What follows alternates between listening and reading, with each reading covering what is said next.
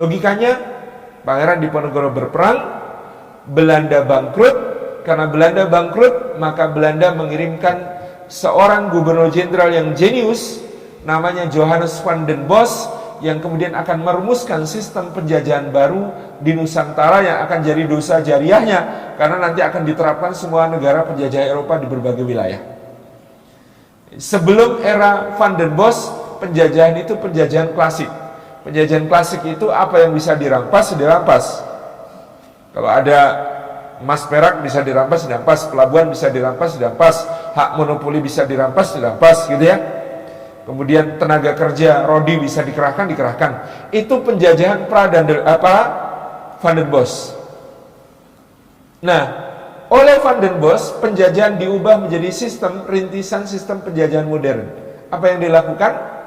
Begitu sampai ke Jawa, dua misinya, satu menghentikan perang Diponegoro, yang kedua mengembalikan kekayaan kerajaan Belanda. Yang dia lakukan, memetakan seluruh tanah di Jawa dan Sumatera sesuai dengan peruntukan yang sesuai, ditanami apa.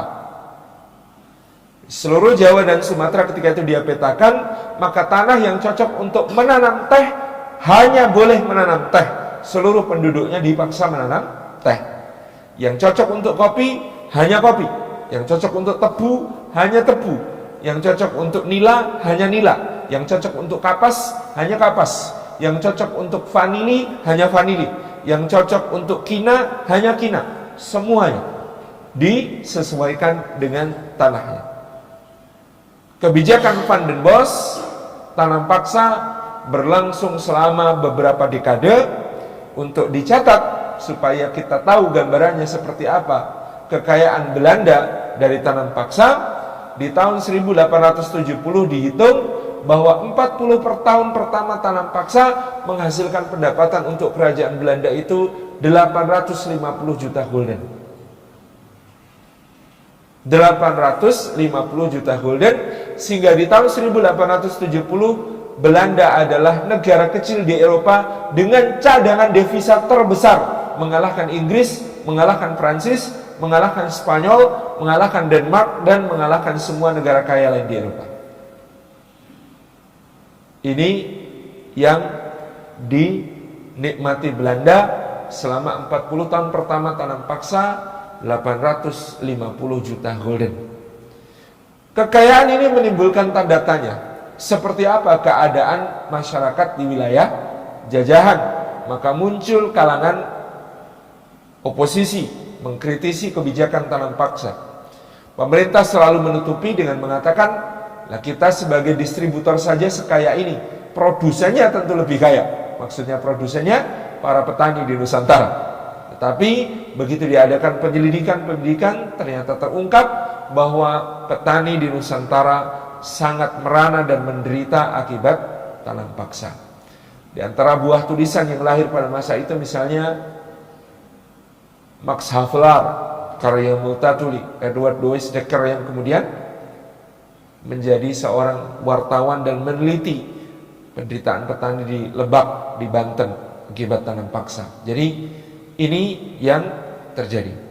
Karena keprihatinan semakin keras disuarakan di Eropa tentang nasib petani tanam paksa, maka lahirlah yang disebut sebagai politik etis, politik balas budi.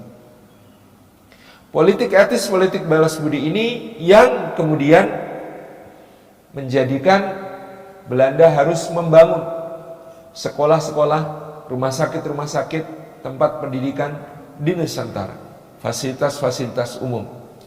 Meskipun dengan curang, pemerintah Belanda ketika itu membatasi akses kepada sekolah, rumah sakit dan lain sebagainya hanya untuk golongan priayi.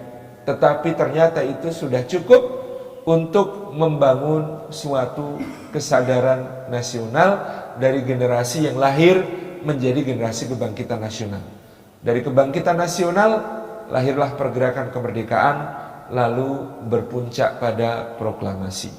Jadi kata para sejarawan, ini urutannya secara sebab akibat, tanpa mengecilkan peran para pejuang lain di berbagai wilayah, tanpa mengecilkan para pahlawan lain yang berjasa besar, tetapi memang secara sebab akibat yang terjadi adalah perang Diponegoro, Belanda bangkrut, tanam paksa, oposisi, politik etis, pergerakan nasional, kebangkitan nasional, pergerakan kemerdekaan, proklamasi.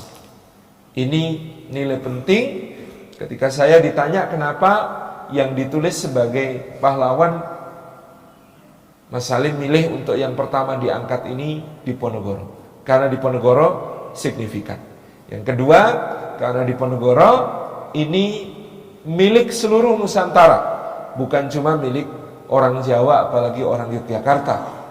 Pada diri Diponegoro mengalir darah berbagai suku bangsa di Nusantara, bahkan berbagai ras dari berbagai negara.